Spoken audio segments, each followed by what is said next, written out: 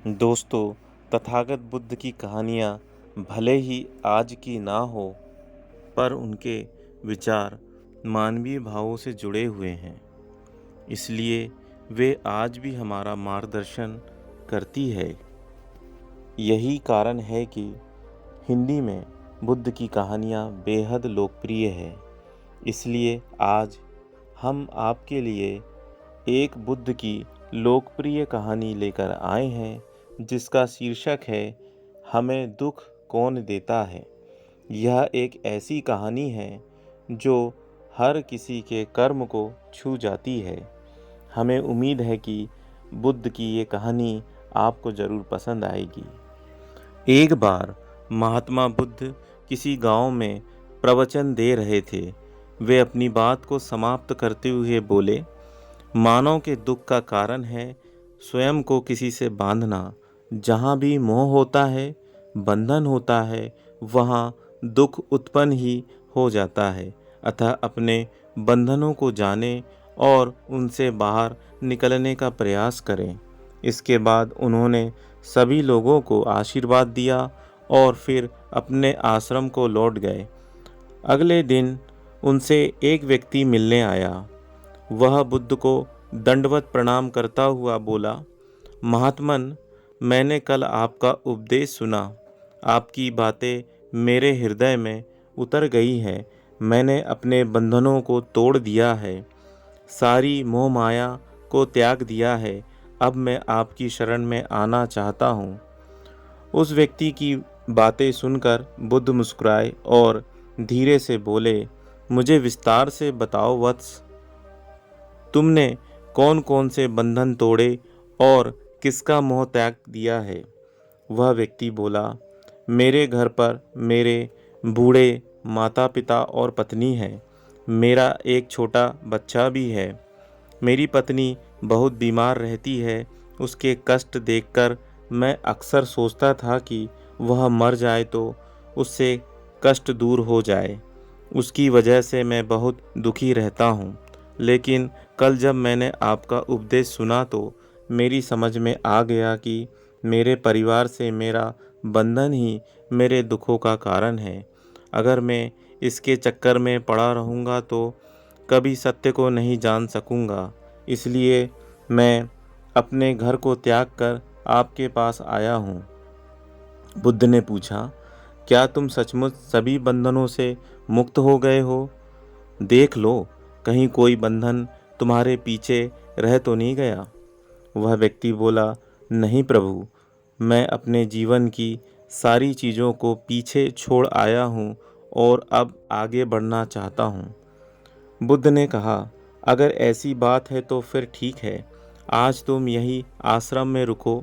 कल मैं तुम्हें बताऊंगा कि तुम्हें क्या करना है। बुद्ध ने अपने एक शिष्य की ओर इशारा किया। शिष्य ने उसे आश्रम के अतिथि कक्ष में पहुंचा दिया। वह व्यक्ति उत्सुकतापूर्वक आश्रम की गतिविधियां देखता रहा। उन्हें देखकर वह बहुत प्रसन्न हुआ और अपने सौभाग्य पर इतराता रहा।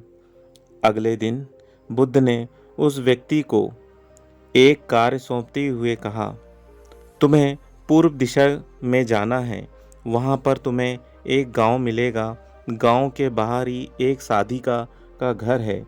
वह तुम्हें कोई वस्तु देगी, उसे लेकर तुम्हें वापस मेरे पास आना है। वह व्यक्ति पूर्व दिशा की ओर चल पड़ा। गर्मी का मौसम था।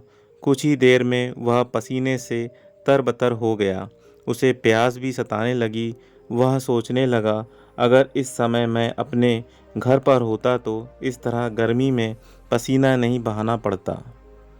कुछ दूर और चलने पर उसे भूख भी सताने लगी, पर वह एक सुनसान और बंजर रास्ता था। आसपास ना तो कोई पेड़ था और ना ही पोखर तालाब। वह पुनः सोचने लगा कि अगर मैं इस समय अपने घर पर होता तो अपनी पत्नी के हाथ का बना स्वादिष्ट भोजन कर रहा होता। पता नहीं क्यों बुद्ध ने मुझे गर्मी में इतनी दूर भेज दिया। काफ़ी देर तक चलने के बाद वह व्यक्ति गांव में जा पहुंचा। गांव के बाहर ही एक घर बना हुआ था। उसने दरवाजे के पास पहुंचकर उसे धीरे से खटखटाया। दरवाजे को एक साधिका ने खोला। उसके चेहरे पर एक अद्भुत तेज था। वह व्यक्ति उसे देखकर मंत्रमुग्ध हो गया। साधिका ने उसे अभिवादन करते हुए कहा, मैं जानती हूँ कि आपको बुद्ध ने भेजा है, आप अंदर आ जाएं। वह व्यक्ति घर के अंदर चला गया। साधिका के कहने पर उसने पानी से हाथ मुंह धोया और एक चटाई पर बैठ गया। साधिका ने उसके सामने भोजन की थाली रख दी। वह जल्दी जल्दी भोजन करने लगा। अचानक उस व्यक्ति की नज़र साधिका के पैरों पर पड़ी। उसके पैर बहुत सुंदर थे। वह उन्हें देखता ही रह गया। तभी साधिका ने उसका ध्यान भंग किया।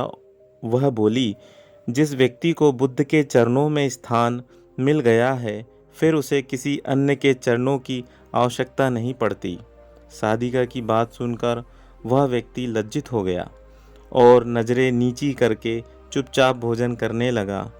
भोजन करने के बाद साधिका ने कहा, आप बहुत दूर से आए हैं, थक गए होंगे, यहीं चटाई पर लेट जाएं, मैं पंखा कर दूंगी।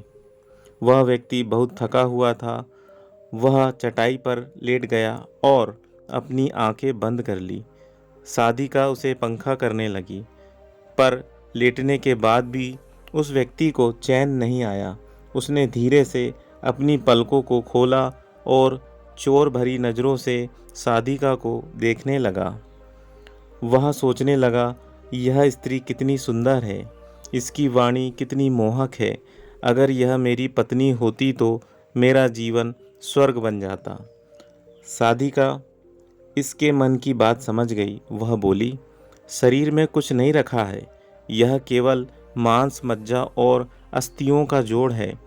जो व्यक्ति इसके आकर्षण से मुक्त हो जाता है, वही सत्य को प्राप्त कर पाता है। यह सुनकर वह व्यक्ति घबरा गया। वह चटाई से उठ बैठा और बोला, अब मुझे बुद्ध के पास जाना चाहिए। कृपया आप मुझे वह सामान दे दें जिसके लिए बुद्ध ने कहा था। साधिका ने मुस्कुराकर जवाब दिया, बुद्ध ने आपको जिस कार्य के लिए भेजा था वह पूर्ण हो चुका है। साधिका की यह बात उस व्यक्ति को समझ में नहीं आई। वह दरवाजे की ओर बढ़ चला। दरवाजे के पास पहुंचकर वह एक क्षण के लिए रुका और पलटकर बोला, क्या आप अंतर्यामी हैं?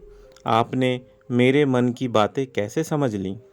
वह स्त्री मुस्कुराकर बोली, बुद्ध की कृपा से मैं मोह माया से ऊपर उठ चुकी हूँ, इसलिए भावनाओं से निर्लिप्त हूँ और किसी के चेहरे को देखकर उसके मन में उठने वाले विचारों को समझ लेती हूँ।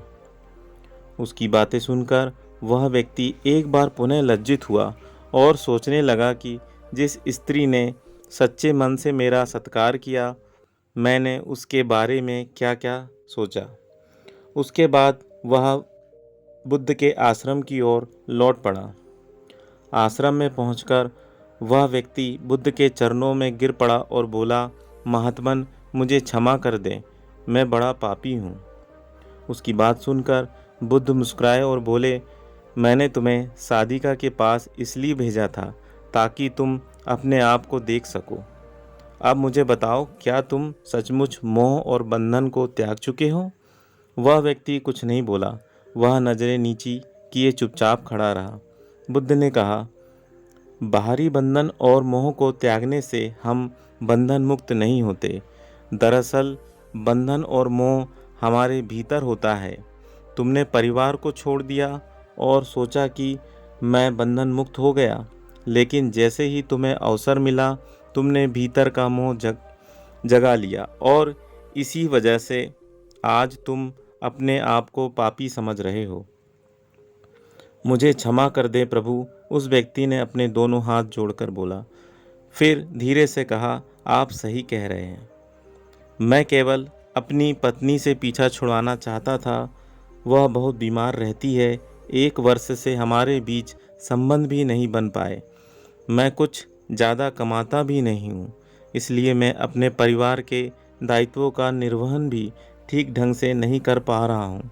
शायद इसलिए मैं अपने परिवार से पीछा छुड़वाना चाहता था, पर अब मैं समझ गया हूँ, मेरा परिवार ही मेरा सत्य है और उसके दायित्वों का निर्वहन ही मेरा असली कर्म है।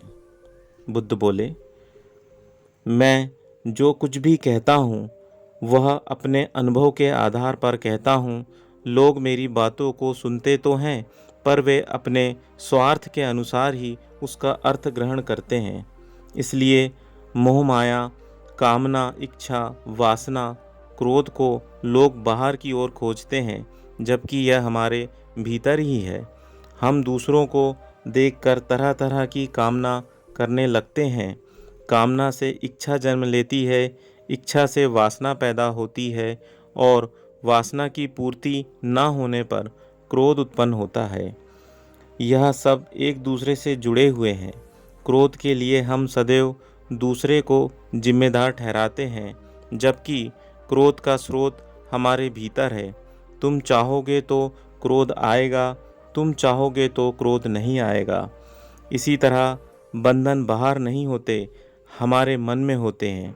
हमारे मन से ही किसी से बंध जाते हैं और मन के कारण ही हम दुख पाते हैं।